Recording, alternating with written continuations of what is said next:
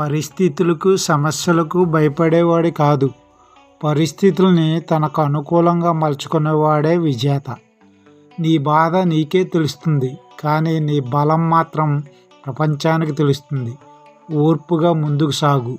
నీకు ఎదురైన ప్రతి కష్టం నీ మనసును కొంచెం కొంచెం మరింత బలంగా మారుస్తుంది. నీ మీద నువ్వు ఓడిపోయిన రోజే నిజమైన ఓటమి. అంతవరకు నువ్వు పోరాటంలోనే ఉన్నట్టే లెక్క.